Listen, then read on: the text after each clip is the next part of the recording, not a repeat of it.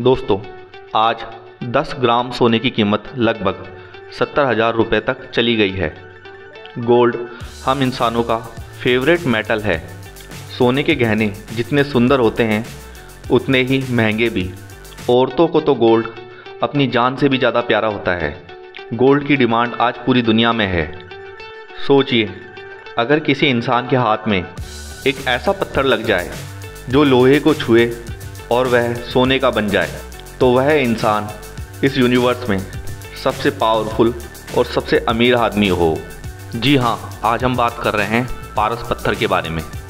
दोस्तों, इतिहास और पौराणिक कथाएं बताती है कि जिसके हाथ में भी पारस पत्थर लगा है, या तो वो पागल हो गया या फिर वो दुश्मनों के हाथों मारा गया। नमस्कार दोस्तों, स्वागत है आपका मेरे YouTube चैनल इल्फो ट्विस्ट के अंदर। आज हम बात कर रहे हैं पारस पत्थर की रोमांचकारी और रहस्यमयी दुनिया के बारे में।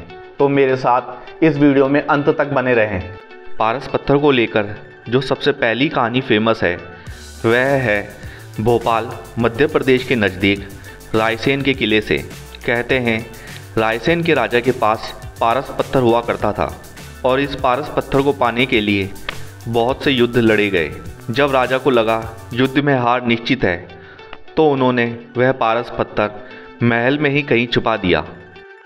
युद्ध में राजा की मौत हुई और पारस पत्थर की खोज के अंदर वह महल वीरान और खंडर बन गया। बाद में कई राजाओं ने, चोर लुटेरों ने और लोगों ने उस महल के चप्पे चप्पे को खोज मारा, लेकिन उन्हें कहीं पर भी पारस पत्थर नहीं मिला। लोगों ने जादू टोना तंत्र विद्या का भी सहारा लिया, लेकिन उन्हें पारस पत्थर का नामो निशान तक ना मिला। दूसरी कहानी जो पारस पत्थर को लेकर प्रसिद्ध है वह है मांडू जिले मध्य प्रदेश की। यह कहानी एक अंग्रेज इतिहासकार के द्वारा अपनी किताब में बताई गई है। एक किसान अपने खेत में खुदाई कर रहा था। जब उसने गेती को ज़मीन में मारा तो उसने देखा कि गेती के लोहे वाला भाग सोने का बन चुका है। उसने जब उस जगह को और खोदा तो पाया वहाँ एक लाल रंग की चमकीली मणि निकली। वह समझ चुका था कि उसके हाथ लोहे को सोना बना देने वाला पारस पत्थर लग चुका है और कुछ समय में ही वह उस राज्य का सबसे अमीर सेठ बन गया। यह बात जब राजा को पता चली तो उसने उस किसान को बुलाया और उस किसान ने वह पारस पत्थर राजा को दे दिया। एक दिन जब पड़ोसी राज्य से युद्ध हुआ तो हार के डर से राजा ने उस पारस पत्थर को नर्मदा नदी के अंदर बहुत दूर तक फेंक दिया। तब से लोगों का ये मानना है कि पारस पत्थर अभी भी नर्मदा की गहराइयों में कहीं पड़ा हुआ है। दोस्तों, इस पारस पत्थर के साथ एक श्राप जुड़ा हुआ है। लोगों का मानना है कि इस पारस पत्थर की रक्षा एक जिन्न करता है, जो इस पारस पत्थर को एक जगह से दूसरी जगह घुमाता रहता है। तो पारस पत्थर से रिलेटेड जो तीसरी कहानी है वो कुछ इस प्रकार है। नर्मदा नदी के पास में एक राजपूत राजा अपने दुश्मनों से बड़ी बहादुरी के साथ लड़ रहा था। लड़ते लड़ते राजा की तलवार नदी में गिर गई। जब उसने उस तलवार को देखा तो पाया वह सोने की बन चुकी है। राजा को बहुत आश्चर्य हुआ। जब उसने यह तलवार एक सुनार को दिखाई तो सुनार ने कहा, जरूर तुम्हारी यह सोने की तलवार किसी पारस पत्थर से छूकर बनी है। तब उस राजपूत राजा ने उस समय सभी सैनिकों को नर्मदा नदी में पारस पत्थर खोजने में लगा दिया, लेकिन उन्हें पारस पत्थर कहीं नहीं मिला। पारस पत्थर से जुड़ी हुई ये कहानी मुगल समय की है। जहांगीर ने अपने जहांगीरनामा में लिखा है कि उनके पिता अकबर के समय उनके पास एक बहुत ही भयंकर और विशालकाय कद्दावर नाम का खूंखार हाथी था। वह अकेला ही दुश्मन सेना में आतंक मचा देता था।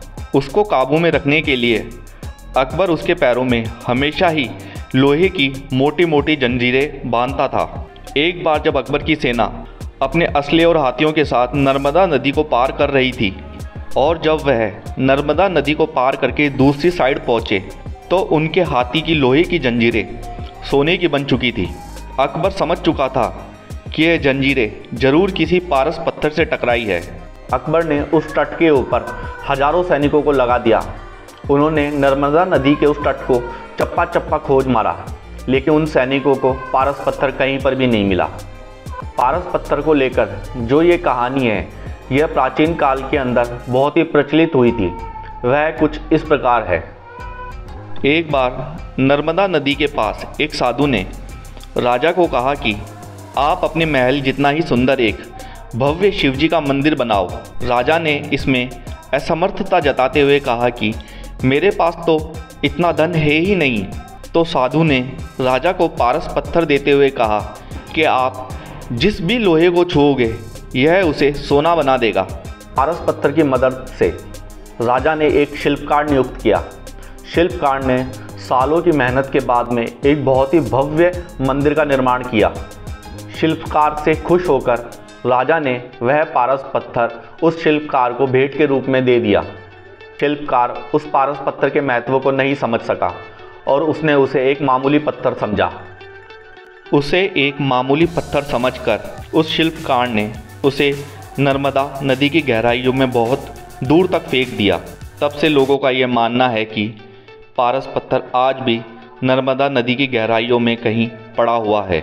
अमीर बनने का सपना तो हर कोई देखता है, लेकिन अपने लक्ष्य को हासिल करना और अमीर बनने के लिए जी तोड़ मेहनत चाहिए, उससे इंसान हमेशा बचता है। वह सोचता है कि कोई चमत्कार हो और उसके हाथ भी पारस पत्थर लग जाए ताकि वह रातों रात अमीर बन सके। लेकिन दोस्तों, सफलता का कोई शॉर्टकट नहीं होता। तो दोस्तों, पारस पत्थर से संबंधित ये रोमांचक जानकारियाँ आपको कैसे लगी मुझे कमेंट सेक्शन में ज़रूर बताएं। और जाते जाते इस वीडियो को लाइक और चैनल को सब्सक्राइब करना ना भूलें। तो मिलते हैं एक और रोमांचकारी वीडियो के साथ में। तब तक के लिए टेक केयर, बाय बाय, जय श्री राम।